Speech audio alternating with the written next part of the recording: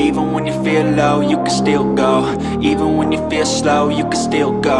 Even when there's no hope, you can still go. Go, go, go, go, go, go, go, go. Hi everyone, welcome to J chemistry. तो अब हम start करने जा रहे हैं rank booster series, जिसमें हम कुछ इस टाइप के क्वेश्चन डिस्कस करेंगे जिनमें मल्टीपल कॉन्सेप्ट्स इन्वॉल्व हो या फिर कॉम्बिनेशन किया गया हो फिजिकल एंड ऑर्गेनिक केमिस्ट्री के कॉन्सेप्ट का या फिर इनऑर्गेनिक या ऑर्गेनिक के कॉन्सेप्ट का। तो ऐसे क्वेश्चन को किस तरह से डील करना है, किस तरह से ऐसे क्वेश्चन को सॉल्व करना है, बिकॉज ऐसे क्वेश्चन जो होते हैं बेसिक कॉन्सेप्ट पे ही बेस्ड होते हैं, बट थोड़ा सा आपको ट्रिकी करके कॉम्बिनेशन कॉन्सेप्ट का कॉम्बिनेशन करके पूछे जाते हैं। तो ऐसे क्वेश्चन हम इस वाले सीरीज में डिस्कस करेंगे। जो रैंक बूस्टर सीरीज का फर्स्ट क्वेश्चन है आपके सामने है ऑर्गेनिक केमिस्ट्री का। इसी तरह से आगे आपके पास इनऑर्गेनिक एंड फिजिकल केमिस्ट्री के भी क्वेश्चन आएंगे। तो इसमें हम एक एक क्वेश्चन को लेके इन डिटेल यहाँ पे डिस्कस करेंगे। जैसे देखो, अगर ये इस वाले क्वेश्चन की मैं बात करूँगा तो यहाँ पे हम एंट्रोपी ऑफ एक्टिवेशन के बारे में देखेंगे। हमें पता है जनरली हम entropy of activation physical chemistry में ही पढ़ते हैं, बट अगर कोई रिएक्शन हो रही है तो उसके लिए एंट्रोपी ऑफ एक्टिवेशन होती है। तो ऑर्गेनिक एंड फिजिकल का कॉम्बिनेशन करके यहाँ पे आपके पास क्वेश्चन पूछा गया है। तो बेसिकली देखो क्वेश्चन क्या है आपके पास यहाँ पे, the reactions with a positive entropy of activation delta S hash is R. तो यहाँ पे जो रिएक्शंस दिए इनके लिए कौन कौन सी reaction positive entropy of activation दिखा रही है ये देखना है। तो पहले इसके पीछे का जनरल कॉन्सेप्ट देखते हैं, राइट। तो यहाँ पे देखो, अगर हमें पता है कोई भी रिएक्शन हो रही है, जैसे देखो यहाँ पे सबस्ट्रेट ए है, कन्वर्ट हो रहा है प्रोडक्ट बी में, तो हमें पता है ये डायरेक्टली प्रोडक्ट में कन्वर्ट नहीं होता, राइट। अगर यहाँ पे अगर मैं एनर्जी दिखा दूँ ए की, आपका ए यहाँ पे है, तो जब वो प्रोडक्ट में कन्वर्ट हो रहा होता है तो पहले इस तरह से उसकी एनर्जी बढ़ती है, यहाँ पे एक ट्रांजिशन स्टेट या फिर एक्टिवेटेड कॉम्प्लेक्स बोल सकते हैं वो बनता है, और फिर वो यहाँ पे कन्वर्ट हो जाता है आपके प्रोडक्ट में, राइट। तो यहाँ पे ये जो बन रही है बीच वाली स्टेट, इसको क्या बोलते हैं, जनरली एक्टिवेटेड कॉम्प्लेक्स या फिर ट्रांजिशन स्टेट आप बोल सकते हो।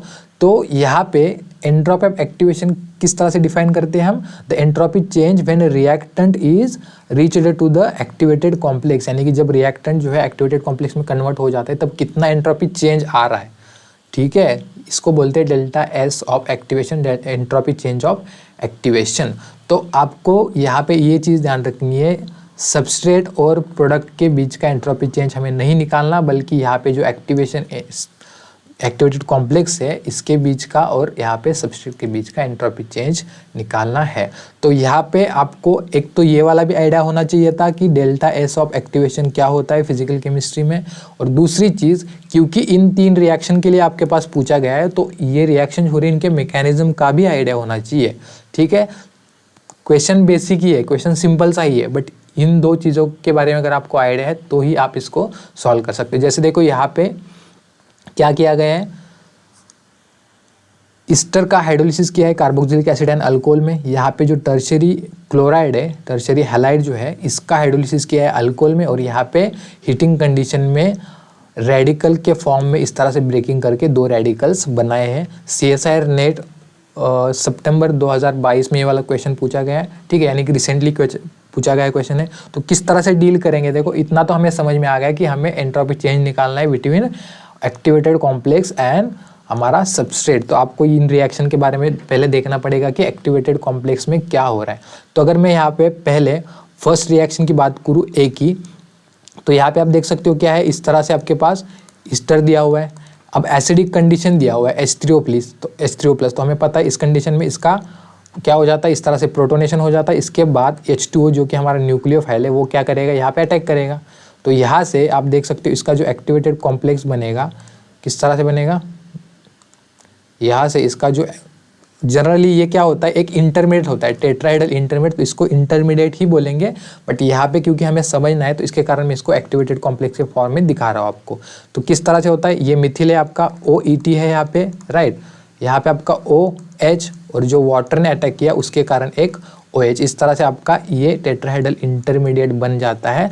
बट आप इसमें एक चीज़ देख लो, पहले जब रिएक्शन हो रही थी तो ये वाला एक सबस्ट्रेट था और आपके पास वाटर, यानी कि दो स्पीसीज थी, बट जैसे ही इंटरमीडिएट बना यहाँ पे टोटल एक ही स्पीसीज है, ठीक है, और हमें इसके और इसके बीच का ही एंट्रोपी चेंज निकालना है।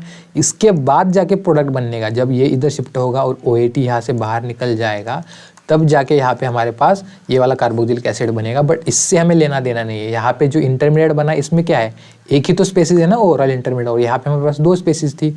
यानी कि जब सबस्ट्रेट से इंटरमीडिएट बना, एक्टिवेटेड कॉम्प्लेक्स ट्रांजिशन स्टेट बना, तो हमारे पास एंट्रोपी क्या होगी है, कम होगी है। ठीक है, यानी कि इसके फाइनल की एंट्रोपी अगर कम है, पहले की ज़्यादा थी, तो जो डेल्टा एस है, जो चेंज है, वो हमारा क्या आएगा, निगेटिव आएगा। हमें पूछा क्या है, पॉजिटिव कौन कौन से रिएक्शन देगी। तो अगर ए हमारा यहाँ पे निगेटिव एंट्रोपी चेंज दे रहा है, एंट्रोपी ऑफ एक्टिवेशन जो निगेटिव दे रहा है, तो ए तो हमारे ऑप्शन में नहीं आएगा, तो ऑप्शन ए हट गया, ऑप्शन डी हट गया। अब यहाँ पे देख सकते हो ओनली सी बोला है, बी एंड सी बोला है, तो इनमें से एक भी रिएक्शन का अगर आप निकालते हो तो आपका यहाँ पे इजीली आंसर आ जाएगा।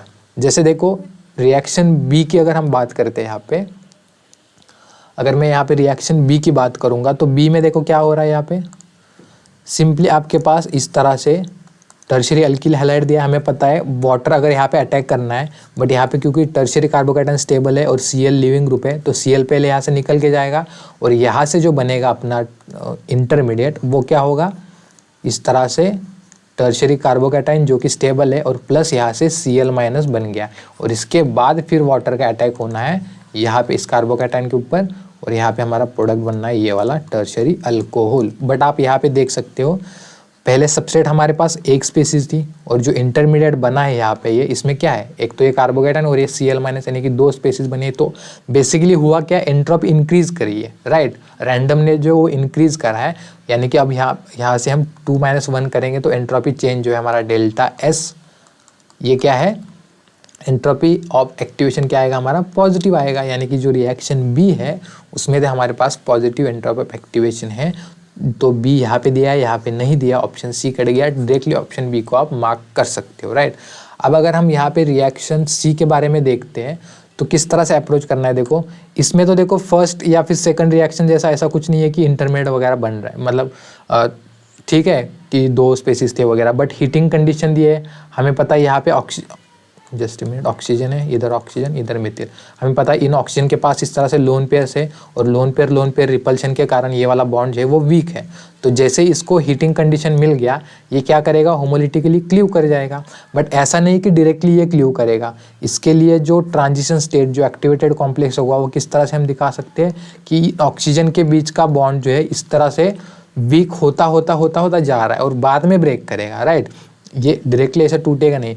तो जब आप देख सकते हो ये बॉन्ड ब्रेक हो रहा है, ये ऑक्सीजन एक दूसरे से दूर जा रहे हैं, उस टाइम क्या हो गया, पहले ये वाला मॉलिक्यूल इस तरह से कॉम्पैक्ट था, राइट, ये परफेक्टली अरेंज था। बट जैसे जैसे बॉन्ड ब्रेक हो रहा है, इनकी रैंडमनेस बढ़ रही है, एंट्रोपी बढ़ रही है, ये दूर जा रहे हैं, ठीक है, इनमें रैंडमनेस आ रहा है। पहले ये कॉम्पैक्ट था, तो अब हम क्या बोल सकते, जब इंटरमीडिएट बना, जब ये ट्रांजिशन स्टेट बनी, तो क्या हो रहा है, एंट्रोपी इंक्रीज कर रही है, राइट।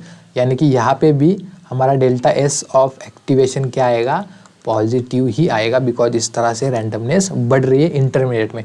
इसके बाद तो हमें पता है, इसके बाद 2 रेडिकल बनने वाले हैं ये वाले, राइट, ये तो हमें पता है, बट हमें लेना देना है इस वाले स्टेट से। तो इसके कारण हमें क्या समझ में आ गया, reaction B and reaction C जो है, यहाँ पे एंट्रोपी ऑफ एक्टिवेशन जो है वो क्या है, पॉजिटिव है, और इसके अकॉर्डिंग हमने ऑप्शन बी मार्क किया। अब देखो इसी कॉन्सेप्ट पे आपको अगर और भी रिएक्शन कुछ दे जाए, ठीक है, अब यहाँ पे तो इन्होंने सिंपल से रिएक्शन दी थी, जैसे यहाँ पे ईस्टर का हाइड्रोलिसिस किया है, यहाँ पे टर्शियरी अल्किल हैलाइड का हाइड्रोलिसिस किया है, यहाँ पे रेडिकल के फॉर्म में ब्रेकिंग है, सिंपल से रिएक्शन दी थी। अब थोड़ा सा कुछ अगर आपको एडवांस करके भी रिएक्शन दे, बट आपके अगर बेसिक कॉन्सेप्ट क्लियर हो, एंट्रोपी ऑफ एक्टिवेशन क्या है, एंथैल्पी ऑफ एक्टिवेशन क्या है, हीट ऑफ फॉर्मेशन क्या है, ऐसी चीज़ें अगर आपकी बेसिक क्लियर है फ्रॉम फिजिकल केमिस्ट्री, तो आप ऐसे वाले क्वेश्चंस को ईजिली अप्रोच कर सकते हो, राइट। तो यहाँ पे ख़त्म होता है ये वाला क्वेश्चन। आई होप आपको ये वाला क्वेश्चन अच्छे से समझ में आ गया होगा। Happy learning guys.